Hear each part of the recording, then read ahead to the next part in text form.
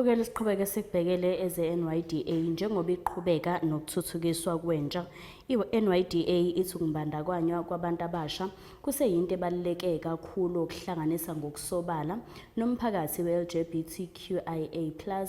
Ilungu lebhodi yokubusisiwe nxumalo uthi ukuqashelwa kanye nokufaka kwezinyathelo ezibalulekile eziholele ekulinganeni wengeza ngokuthi nakuba inqubekela phambili isadingeka kunethemba loshintsho olunenjongo kanye nekusasa eliqhakazile kubo bonke abantu baseNingizimu Afrika.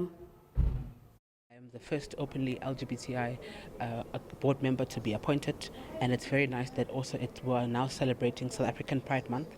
So for me, this is important because the LGBTI community in general is always left out, and today is a chance for them, those who have been feeling voiceless, to come in and make their voices heard. And beyond that, the diversity in the room is very important because we have different political parties, we have different kinds of stakeholders and NGOs all together in one room, which doesn't happen. Usually, young people are doing good work in isolation, and us coming here together, especially on the IYS and wanting to develop a program moving forward, I think is exceptionally well. And I hope that we have more engagements like this because as young people, we're not speaking to each other, even though we have the same constituencies facing the same problems and the same issues.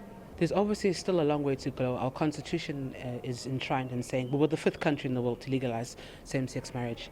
And recently, the Hate Crimes and Hate Speech Act, which I publicly led a campaign, was signed by the president, which means that this is now criminalizing acts of homophobia and any kinds of intolerances, which are important steps in this world. So I think that we need to learn a culture of tolerance, of love and acceptance of one another.